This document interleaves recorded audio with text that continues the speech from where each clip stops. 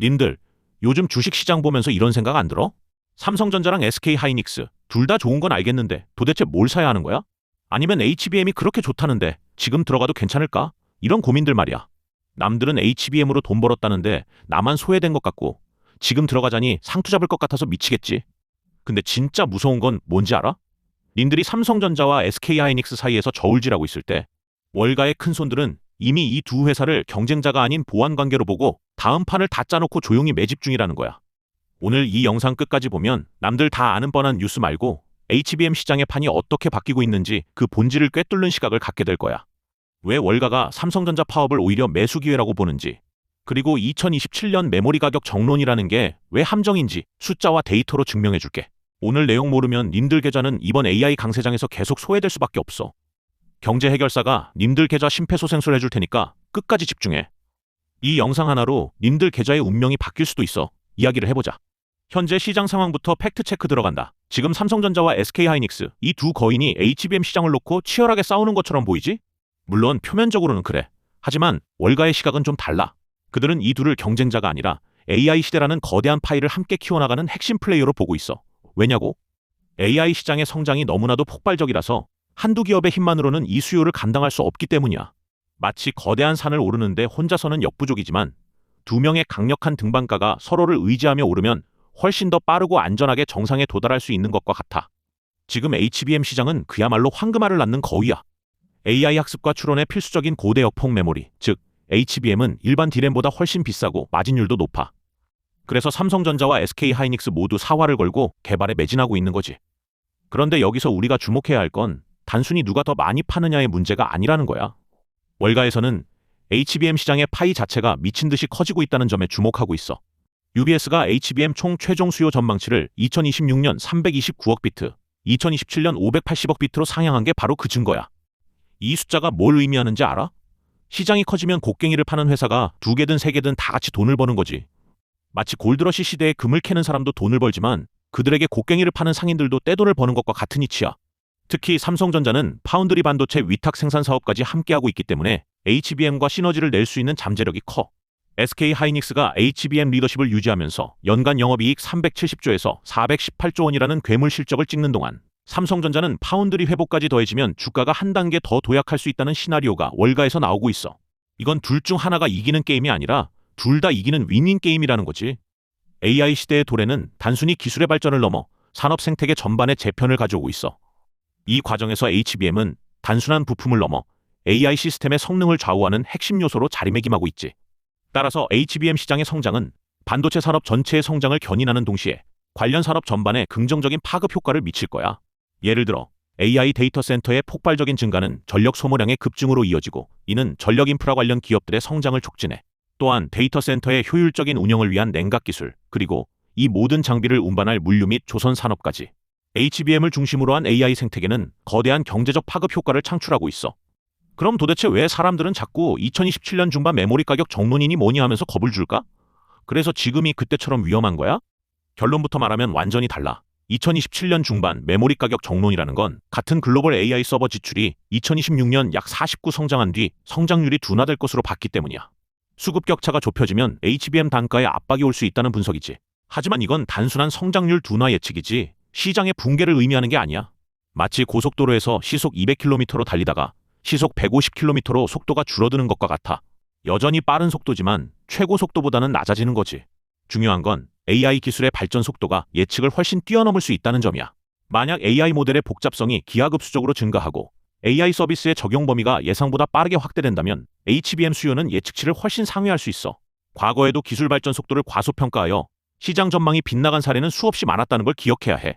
특히 AI 기술은 아직 초기 단계이며 앞으로 자율주행, 로봇, 의료, 금융 등 상상 이상의 분야로 확산될 잠재력을 가지고 있어. 이러한 새로운 응용 분야의 등장은 HBM 수요를 지속적으로 견인하며 2027년 이후에도 시장 성장을 이끌 강력한 동력이 될 거야. 더 중요한 건 월가를 움직이는 거대 자본, 즉 스마트머니의 진짜 시각이야. UBS가 보고서에서 쓴 문장이 이 상황의 본질을 관통해. 메모리 반도체는 일반 소비재에서 점차 전략적 자산으로 가치를 높이고 있다. 이게 핵심이야. 과거의 메모리는 그냥 사이클 타는 부품이었어. 비쌀 때 팔고 싸질 때까지 기다리고. 근데 지금은 AI 시대의 핵심 전략 자산이 된 거야. 엔비디아가 143조 원어치 구매 약정을 걸고 마이크로소프트, 구글, 아마존이 SK 하이닉스에 직접 설비 투자를 제안하는 상황이야. 메모리를 만드는 기업이 을이 아니라 갑이 된 거지. 이건 마치 과거 석유가 단순한 연료에서 전략 자원으로 격상된 것과 비슷한 맥락이야. AI 시대의 데이터는 새로운 석유이고 HBM은 그 데이터를 처리하는데 필수적인 핵심 자원이 된 거지. 따라서 HBM의 가치는 단순한 부품 가격을 넘어 국가 안보와 산업 경쟁력을 좌우하는 전략적 중요성을 갖게 된 거야. 이러한 전략적 중요성은 HBM 제조사들에게 강력한 가격 결정력을 부여하고 안정적인 수익성을 보장하는 기반이 돼. 과거의 메모리 시장이 공급 과잉과 가격 경쟁으로 얼룩졌던 것과는 완전히 다른 양상인 거지. 이쯤 되면 눈치 빠른 사람들은 이미 감 잡았을 거야. 맞아, 바로 그거야. 지금까지 AI는 주로 빅테크 기업들, 데이터 센터에서 돌아가는 기업용 시장이 이끌었잖아. 근데 앞으로는 우리 스마트폰에, 자동차에, 가전에까지 AI가 들어가기 시작해. 구글이 안드로이드에 AI 에이전트를 넣은 게 바로 그 시작이야. 기업 수요만으로도 공급이 부족한데 여기에 수십억 대의 디바이스에까지 AI가 확산되면 삼성전자의 김태우 DS 부문 부사장도 향후 5년 내에 HBM 비중이 전체 메모리 생산 능력의 30 수준까지 확대될 것이라고 했어. 이건 지금의 파이가 끝이 아니라 시작이라는 거야. 판이 커지면 곡괭이를 파는 메모리 기업들의 매출은 월가 예측치를 뚫고 또 한 번 뜰 수 있다는 거 꼭 기억해야 해. AI가 스마트폰에 탑재되면 단순히 앱을 실행하는 것을 넘어 개인화된 비서 역할을 수행하고 실시간으로 정보를 처리하며 사용자 경험을 혁신적으로 변화시킬 거야. 예를 들어 스마트폰에서 실시간으로 복잡한 언어 번역을 하거나 고화질 영상 편집을 즉석에서 처리하는 등 현재의 스마트폰으로는 상상하기 어려운 고성능 AI 기능들이 구현될 수 있어.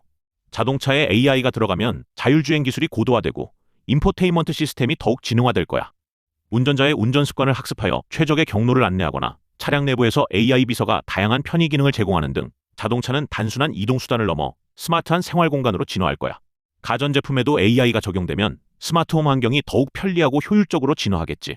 냉장고가 식재료를 자동으로 주문하고 로봇 청소기가 집안 환경을 스스로 학습하여 최적의 청소 경로를 찾아내는 등 AI는 우리의 일상생활을 혁신적으로 바꿀 거야. 이 모든 변화의 중심에는 HBM이 있어. HBM은 이러한 디바이스들이 방대한 데이터를 빠르고 효율적으로 처리할 수 있도록 돕는 핵심 엔진 역할을 할 거야. 따라서 HBM 시장의 성장은 기업용 서버 시장을 넘어 개인용 디바이스 시장까지 폭넓게 확장될 것이며 이는 메모리 기업들에게 새로운 성장 동력을 제공할 거야. 그럼 구체적으로 어떤 신호를 보고 움직여야 할까? 삼성전자가 3년 뒤 30만 원대를 넘어 추가 레벨업 하려면 메모리만으로는 한계가 있어. 이날로 선단 공정에서 메타, AMD, 브로드컴 같은 대형 고객 수주에 성공해야 하는데 이건 아직 갈 길이 멀어. 파운드리 사업은 기술력뿐만 아니라 고객과의 신뢰, 생산 능력, 그리고 안정적인 수율 확보 등 복합적인 요소가 중요하기 때문에 단기간에 성과를 내기 어려운 분야야. 특히 TSMC라는 강력한 경쟁자가 버티고 있기 때문에 삼성전자가 파운드리 시장에서 의미 있는 점유율을 확보하기 위해서는 상당한 시간과 노력이 필요할 거야. 하지만 삼성전자는 파운드리 사업에 막대한 투자를 단행하고 있으며 기술 개발에도 박차를 가하고 있어. 최근에는 GAA 게이트 올어라운드 기술을 적용한 차세대 파운드리 공정 개발에 성공하며 기술 리더십을 강화하고 있지. 장기적인 관점에서 파운드리 사업의 성공은 삼성전자의 기업 가치를 한 단계 더 끌어올릴 수 있는 핵심 동력이 될 거야. 만약 삼성전자가 HBM사 양산에 성공하고 파운드리 부문에서도 의미 있는 고객사를 확보한다면 삼성전자는 메모리와 비메모리 반도체 시장을 모두 아우르는 진정한 반도체 강자로 거듭날 수 있을 거야. 이는 삼성전자 주가에 엄청난 상승 모멘텀으로 작용할 수 있어. 반전 문구일. 그런데 여기서 진짜 소름 돋는 건 따로 있어. 세 번째 리스크는 삼성전자 노사 갈등의 귀추야. 노조가 5월 21일부터 18일간 파업을 예고한 상태인데 JP모건은 이걸 파업으로 주가가 빠지면 오히려 매수 기회라고 봤어. 메모리 가격 급등이 파업 비용을 상쇄하고도 남는다는 분석이지. 2분기 디램 계약 가격이 전분기 대비 58에서 63 낸드는 70에서 75 상승하고 있거든. JP모건 자체 전망 40에서 50을 크게 넘어선 수치야. 이건 마치 비싼 명품 가방을 만들 때 잠시 생산이 중단되어도 이미 확보된 높은 마진 덕분에 손실이 크지 않은 것과 같아. 오히려 희소성이 부각되어 가격이 더 오를 수도 있는 상황인 거지. 파업으로 인한 단기적인 생산 차질은 있을 수 있지만 이미 공급 부족 상태인 HBM 시장에서는 오히려 가격 상승을 부추길 수 있다는 분석이야. 게다가 삼성전자는 글로벌 생산 기지를 다변화하고 있기 때문에 한국 내 파업이 전체 생산량에 미치는 영향은 제한적일 수 있어. 예를 들어 베트남, 미국 등 해외 생산 기지에서 생산량을 조절하여 파업으로 인한 손실을 최소화할 수 있다는 거지. 따라서 JP모건의 분석처럼 파업으로 인한 주가 하락은 오히려 저가 매수의 기회가 될 수 있다는 시각도 충분히 일리가 있어. 물론 맹목적인 낙관은 금물이야. 리스크 요인 4가지도 객관적이고 중립적으로 체크하자. 하나, 2027년 중반 메모리 가격 정론이야. 같은 글로벌 AI 서버 지출이 2026년 약 49 성장한 뒤 성장률이 둔화될 것으로 봤어. 수급 격차가 좁혀지면 HBM 단가에 압박이 올 수 있어. 하지만 이건 어디까지나 예측일 뿐 AI 기술 발전 속도와 적용 범위가 예상보다 빨라지면 이 예측은 얼마든지 뒤집힐 수 있어. AI 기술은 아직 초기 단계이며 앞으로 무궁무진한 발전 가능성을 가지고 있어. 새로운 AI 모델의 등장, AI 서비스의 확산, 그리고 AI가 적용되는 산업 분야의 다변화는 HBM 수요를 지속적으로 견인할 거야. 따라서 2027년 이후에도 HBM 시장의 성장은 계속될 가능성이 높아. 또한 HBM 기술 자체도 계속 발전하고 있어. HBM4, HBM5 등 차세대 기술이 등장하면서 성능은 더욱 향상되고 적용 분야는 더욱 넓어질 거야. 이는 HBM의 평균 판매 단가 ASP를 높이는 요인으로 작용하여 시장 규모를 지속적으로 확대시킬 수 있어. 삼성전자의 파운드리 리스크야. 3년 뒤 삼성이 30만 원대를 넘어 추가 레벨업 하려면 메모리만으로는 한계가 있어. 이날로 선단 공정에서 메타, AMD, 브로드컴 같은 대형 고객 수주에 성공해야 하는데 이건 아직 갈 길이 멀어.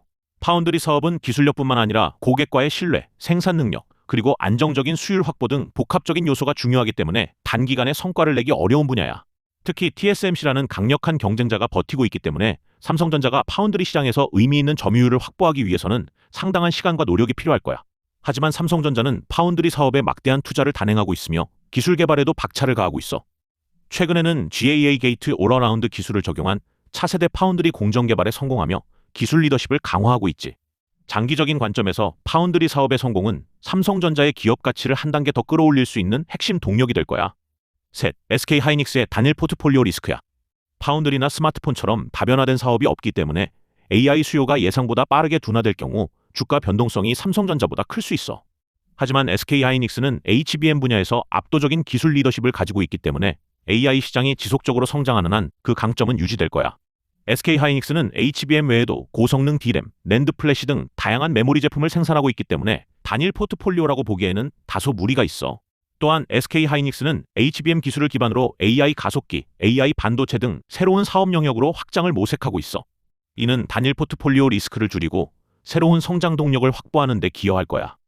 넷, 중국 CXMT의 추격이야. 기술 격차가 2에서 3세 있지만 IPO로 약 6조 원을 조달하고 중국 정부가 75조 원 규모의 반도체 국부 펀드 3기를 집행하고 있어. 장기적으로 무시할 수 없는 변수야. 중국의 기술 추격은 항상 경계해야 할 부분이지만 한국 기업들은 끊임없는 연구개발과 기술 혁신으로 격차를 벌려왔어. 특히 HBM과 같은 첨단 메모리 기술은 고도의 기술력과 노하우가 필요하기 때문에 중국 기업이 단기간에 한국 기업을 따라잡기는 쉽지 않을 거야. 또한 미국을 비롯한 서방 국가들의 대중국 반도체 제재도 중국 기업의 성장을 제약하는 요인으로 작용할 수 있어. 이는 한국 기업들에게는 오히려 기회가 될 수 있어. 자, 리스크까지 다 짚어봤는데 결국 이 판에서 월가 큰손들은 어떻게 보고 있을까? 복잡하게 생각할 거 없어. 딱 현실적인 그림 하나만 머릿속에 넣어도 2027년 HBM 시장에서 SK 하이닉스 40, 삼성전자 40 마이크론 20의 3강 구도가 완성돼. 삼성전자는 파운드리 회복까지 더해지면 주가가 한 단계 더 도약하고 SK 하이닉스는 HBM 리더십을 유지하면서 연간 영업이익 370조에서 418조 원의 괴물 실적을 찍어. 둘 다 이기는 거야. 경쟁자가 아니라 보완 관계인 거지. 이 3강 구도는 HBM 시장의 안정적인 성장을 위한 기반이 될 거야. 각 기업은 자신만의 강점을 활용하여 시장을 확대하고 서로 협력하며 AI 시대의 반도체 산업을 이끌어갈 거야. 이는 마치 스포츠 리그에서 여러 강팀이 경쟁하면서도 전체 리그의 수준을 높이는 것과 같아. 오히려 우리는 여기서 더 긍정적인 큰 그림을 볼 줄 알아야 해. UBS가 HBM 총 최종 수요 전망치를 2026년 329억 비트, 2027년 580억 비트로 상향한 거. 이게 뭘 의미하냐면 파이 자체가 미친 듯이 커지고 있다는 거야. 삼성전자가 점유율을 올려도 SK 하이닉스의 절대 매출이 줄지 않는 이유가 바로 이거야. 시장이 커지면 곡괭이를 파는 회사가 두 개든 세 개든 다 같이 돈을 버는 거지. 이건 마치 거대한 유전이 발견되었을 때 여러 석유 회사가 경쟁하면서도 모두 막대한 이익을 얻는 것과 같은 이치야. HBM 시장은 아직 초기 단계이며 앞으로 폭발적인 성장이 예상되기 때문에 현재의 경쟁 구도는 오히려 시장 전체의 파이를 키우는 긍정적인 요인으로 작용할 거야. 그리고 여기서 한 가지 더 생각해 봐야 할 게 있어. 지금까지 AI는 주로 빅테크 기업들, 데이터 센터에서 돌아가는 기업용 시장이 이끌었잖아. 근데 앞으로는 우리 스마트폰에, 자동차에, 가전에까지 AI가 들어가기 시작해. 구글이 안드로이드에 AI 에이전트를 넣은 게 바로 그 시작이야. 기업 수요만으로도 공급이 부족한데 여기에 수십억 대의 디바이스에까지 AI가 확산되면 삼성전자의 김태우 DS 부문 부사장도 향후 5년 내에 HBM 비중이 전체 메모리 생산 능력의 30 수준까지 확대될 것이라고 했어. 이건 지금의 파이가 끝이 아니라 시작이라는 거야. 판이 커지면 곡괭이를 파는 메모리 기업들의 매출은 월가 예측치를 뚫고 또 한 번 뜰 수 있다는 거 꼭 기억해야 해. 오늘 이야기 진짜 도움됐다 싶으면 좋아요 한 번씩 시원하게 꼭 눌러주고 지금 투자하면서 제일 궁금한 것들이 있어? 지금 바로 댓글에 적어줘. 다음 영상에서 더 알찬 정보로 돌아올게.